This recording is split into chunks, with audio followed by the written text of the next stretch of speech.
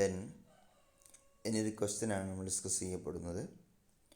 നമുക്ക് തന്നിട്ടുള്ള datas raw ഡാറ്റാസാണ്, അതായത് ഡിസ്ക്രീറ്റ് ഡാറ്റാസാണ്, എന്തല്ല കണ്ടിന്യൂസ് ഡാറ്റാസ് അല്ല. ആ സമയത്ത് എങ്ങനെയാണ് Q1 അല്ലെങ്കിൽ ക്വാർട്ടൈലും ഡിസൈൽസും പെർസെൻറ്റേജും കാണുക എന്നുള്ളതാണ് ഈ ക്വസ്റ്റ്യനിൽ പറയപ്പെടുന്നത്. So find Q1, Q3, D2, D9, P16, P65 for the following data.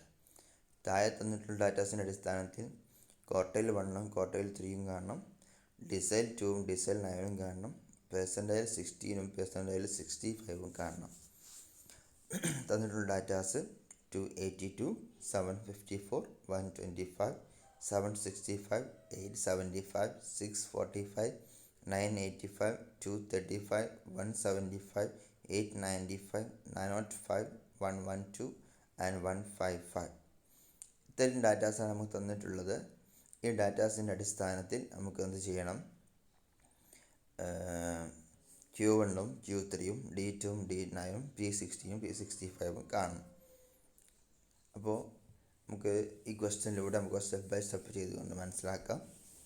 ആദ്യം നമ്മൾ ചെയ്യേണ്ടത്, നമുക്ക് തന്നിട്ടുള്ള ഡാറ്റാസിനെ അസെൻഡിങ്ങോ ഡിസെൻഡിങ്ങോ ആയിട്ട് മാറ്റണം.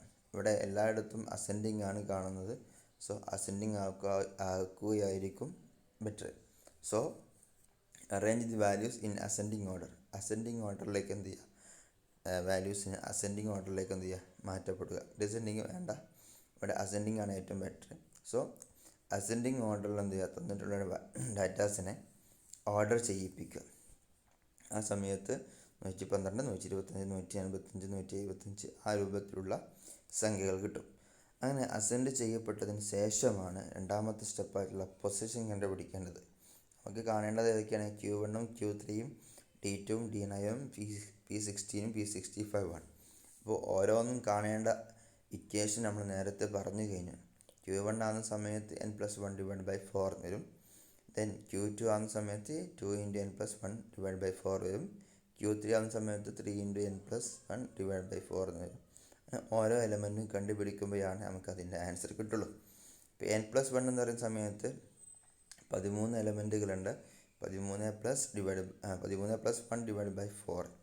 ആ സമയത്ത് നമുക്കൊന്ന് കിട്ടും 14/4 കിട്ടും, 3.5 എന്ന് കിട്ടും. അങ്ങനെ ഓരോ എലമെൻറ്റും നമ്മൾ എന്ത് ചെയ്യുക? കണ്ടുപിടിക്കുക.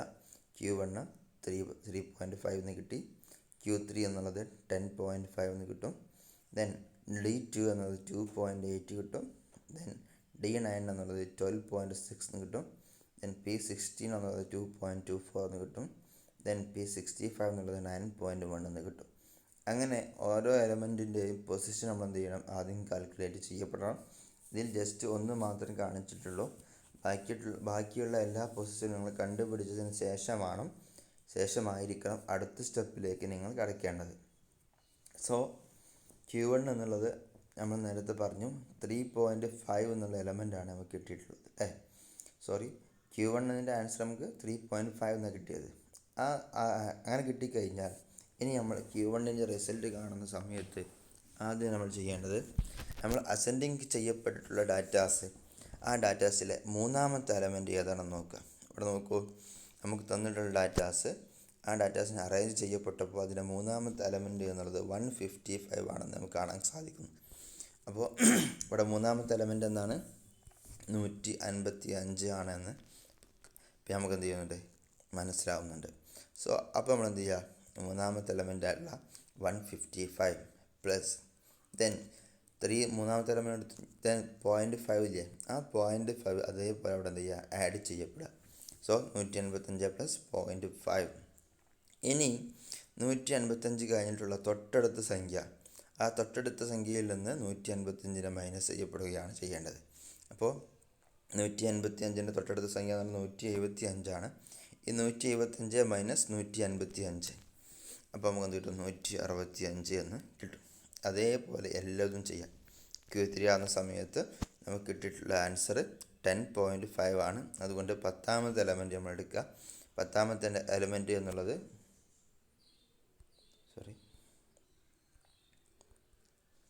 ശ്രദ്ധിക്കുക, കൈതട്ടിപ്പോയതാണ്.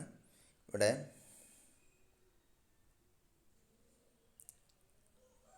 10ാമത്തെ എലമെൻറ്റ് എന്നുള്ളത് നോക്ക് 1 2 3 4 5 6 7 8 9 10. 10ാമത്തെ എലമെൻറ്റ് എന്നുള്ളത് 875 എന്ന് കിട്ടും. ഈ 875 തൊട്ടടുത്ത സംഖ്യ എന്നുള്ളത് 895 ആണ്. അതും കൂടി ഒന്ന് മനസ്സിലാക്കി വെക്കുക. അപ്പോൾ 10ാമത്തെ സംഖ്യ ആയിട്ടുള്ള 875 നമ്മൾ എന്ത് ചെയ്യുക, ആഡ് ചെയ്യപ്പെടുക. 875 പ്ലസ് ദെൻ ശേഷമുള്ളത് 0.5 ആണ്. സോ 0.5 ഇൻറ്റു 11ാമത്തത്, അതായത് 875 കഴിഞ്ഞിട്ടുള്ള സംഖ്യ എന്നുള്ളത് 895 ആണ്. ആ 895 നിന്ന് 875 മൈനസ് ചെയ്യപ്പെടുക. ദെൻ അതിനെന്ത് ചെയ്യുക, മൾട്ടിപ്ലൈ ചെയ്യപ്പെടുക. അപ്പോൾ നമുക്ക് എന്ത് ചെയ്യും, ആൻസർ കിട്ടും. അതേപോലെ തന്നെ ഡിസൈൽസ് കാണാം. ഡിസൈൽസ് 2ൻ്റെ ആൻസർ 2.8 ആണ്. 2ാമത്തെ എലമെൻറ്റ് എന്നുള്ളത് 125 ആണ്. Then plus 0.8. ദെൻ അതിനെന്ത് ചെയ്യുക, 3ാമത്തെ എലമെൻറ്റുമായിട്ട് 2ാമത്തെ എലമെൻറ്റിനെ മൈനസ് ചെയ്യപ്പെടുക. എന്നിട്ട് എന്ത് ചെയ്യുക, അതിനെ മൾട്ടിപ്ലൈ ചെയ്യപ്പെടുക. ആ സമയത്ത് 149.0 എന്ന് കിട്ടും. അങ്ങനെ ഓരോ എലമെൻറ്റും കിട്ടും. അതേപോലെ തന്നെ P60 ജസ്റ്റ് നോക്കാം. P60ൻ്റെ ആൻസർ നമുക്ക് എന്താ കിട്ടിയത്, 2.24 ആണ്. 2ാമത്തെ എലമെൻറ്റ് എന്നത് 125 ആണ്. Then plus 0.24. ദെൻ ഇൻറ്റു 3ാമത്തെ എലമെൻറ്റ് എന്നുള്ളത് 185 ആണ്.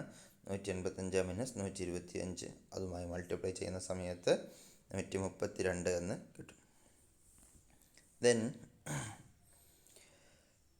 അത് ശ്രദ്ധിക്കേണ്ടത്, മൾട്ടിപ്ലൈ ചെയ്യപ്പെടേണ്ടത് എങ്ങനെയാണെന്ന് ചോദിച്ചാൽ 0.24 എന്ത് ചെയ്യുക, ബ്രാക്കറ്റിലുള്ളതിനോട് മൾട്ടിപ്ലൈ ചെയ്തിട്ട് വേണം ഈ 125 അതിലേക്ക് ആഡ് ചെയ്യപ്പെടാൻ കേട്ടോ. എല്ലാതും അങ്ങനെ തന്നെയാണ്. ആദ്യം പോയിൻറ്റുകളെ ബ്രാക്കറ്റുമായിട്ട് മൾട്ടിപ്ലൈ ചെയ്യപ്പെടുക. ആ മൾട്ടിപ്ലൈ ചെയ്യപ്പെട്ടതിന് ശേഷമാണ് നമ്മൾ എന്ത് ചെയ്യേണ്ടത്, ആ 155, 875, 125, 905, 125, 765 ഒക്കെ ആഡ് ചെയ്യപ്പെടേണ്ടത്. പോയിൻറ്റുമായിട്ട് ബ്രാക്കറ്റിലുള്ളതിനെ മൾട്ടിപ്ലൈ ചെയ്യപ്പെട്ടിട്ട് അതിൻ്റെ ആൻസറിനെ ആയിരിക്കും 155ലേക്ക് ആഡ് ചെയ്യപ്പെടേണ്ടത്. ആ സമയത്ത് നമുക്ക് എന്ത് കിട്ടും, ഇതിൻ്റെ റിസൾട്ട് കിട്ടും. അപ്പോൾ ഇതാണ് ഇതിൻ്റെ ആൻസർ. Q1 എന്നുള്ളത് 165 ആണ്. Q3 എന്നുള്ളത് 885 ആണ്. D2 എന്നുള്ളത് 149 ആണ്. D9 എന്നുള്ളത് 983 ആണ്. P16 എന്നുള്ളത് 132 ആണ്. P65 എന്നുള്ളത് 776 ആണ്. ഓക്കെ, സംശയം ഉണ്ട് ചോദിക്കാം. Thank you.